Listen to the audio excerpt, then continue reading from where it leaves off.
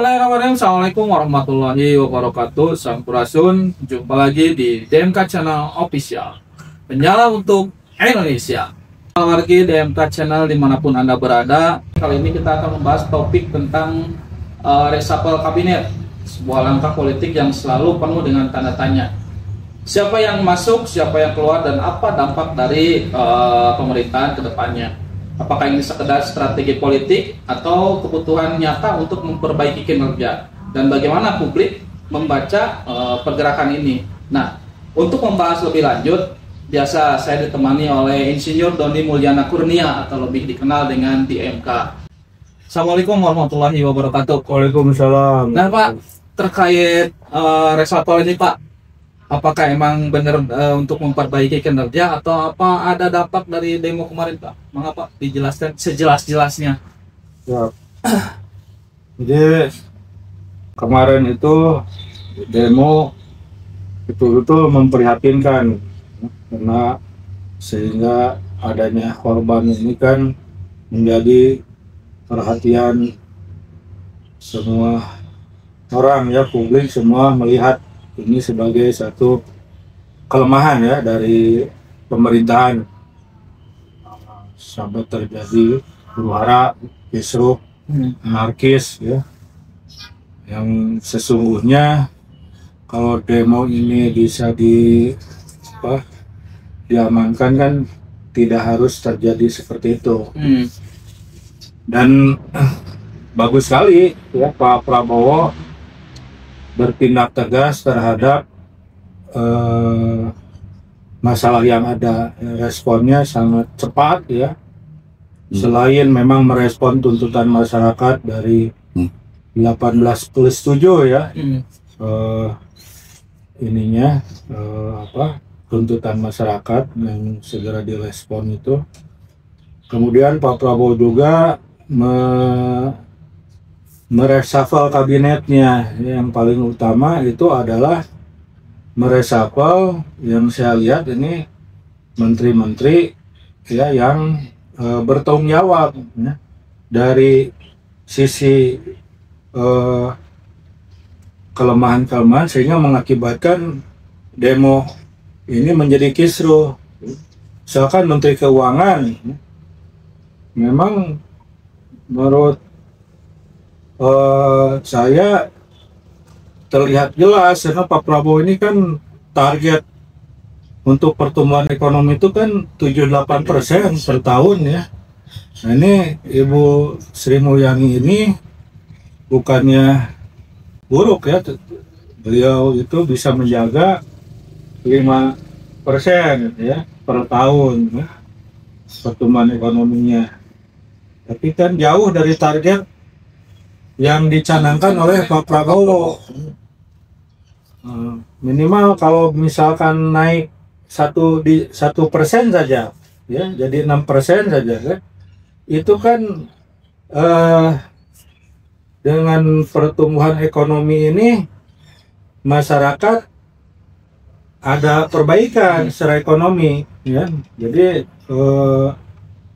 menimbulkan ya semacam optimisme ya secara ekonomi, sehingga untuk demo ekonomi juga membaik. Tapi kalau ekonomi begini saja apalagi memburuk, kan itu yang menyebabkan masyarakat demo ya. Jadi masalah ekonomi dulu sebetulnya ya kan gitu. Makanya wajar Menteri Keuangan diganti, dan Pak Purbaya kan langsung gaspol ya. Pak Purbaya ini sama-sama dengan saya kan lulusan ITB kan, dia ceplas-ceplos juga ya, wajar lah ya untuk menumbuhkan optimisme di masyarakat ya. Nah dia kan langsung gaspol ya untuk pertumbuhan ekonomi minimal 6%. Ya, itu pasti memang arahan Pak Presiden harus seperti itu. Jadi Menteri Keuangan harus bertanggung jawab ya terhadap target yang ditetapkan oleh Pak Presiden. Kalau tidak mampu 1 tahun ya tidak usah di reshuffle, juga harus mundur sendiri. Harusnya mundur kan gitu kan, bukan diganti. Jangan nunggu diganti gitu. Ketika setahun tidak mampu mundur kan gitu ya. Dan ini ya Pak Presiden tegas langsung ganti dengan Menteri Keuangan yang baru ya, Pak Purbaya. Kemudian Pak Budi Gunawan, walaupun yang backupnya ya sudah bukan rahasia umum lagi ya, itu kan orang dekatnya Ibu Mega ya, PDIP kayak gitu ya. Nah, itu tegas, padahal sehari sebelumnya kan Pak Prabowo bersama Ibu Mega ya mengamankan demo. Sehari kemudian diberhentikan Pak ini apa Budi Gunawan ya. Wajar Pak Budi Gunawan juga di reshuffle. Nah, itu kenapa? Karena kan yang bertanggung jawab ya keamanan pada saat terjadinya demo itu Pak Budi Gunawan. Memang harus diresapel. Walaupun sekarang kan masyarakat menuntut juga kan bahwa Kapolri juga harus diganti. Mungkin hari ini udah terlihat responnya. Pak Presiden sudah menyurati DPR ya untuk penggantian Kapolri ya. Jadi alhamdulillah Presiden kita ini luar biasa. Dan yang lain-lainnya yaitu mungkin keterkaitan ada korupsi apa segala macam ya.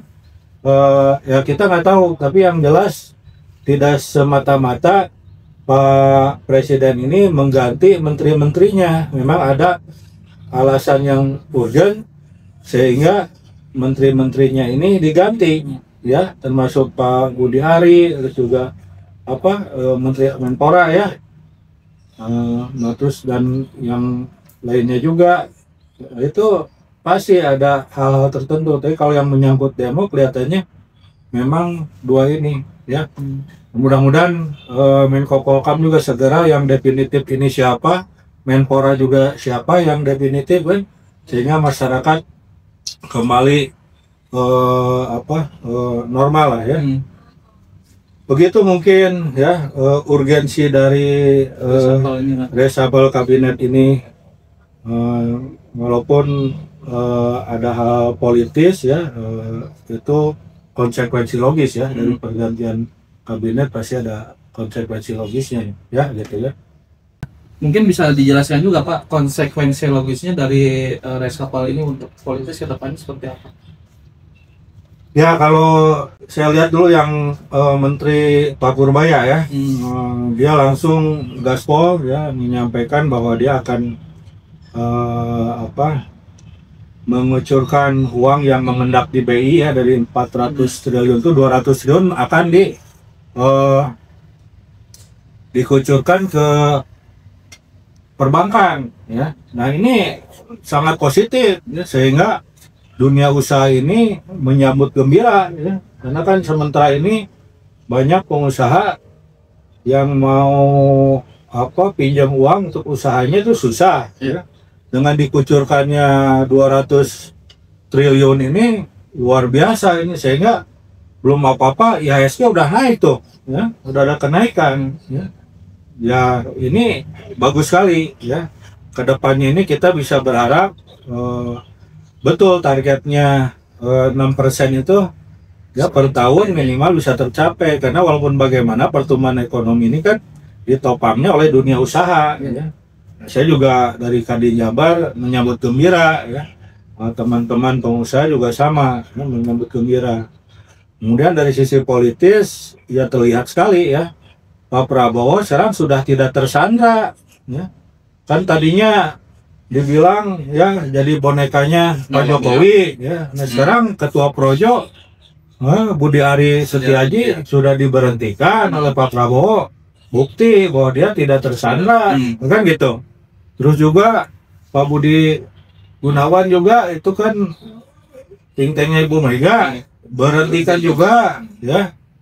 Terus Aryo Tejo yang Menpora ya, itu juga diberhentikan dari Golkar. Jadi sebetulnya Pak Prabowo menggunakan hak prerogatifnya sebagai presiden untuk mencari solusi terbaik ya.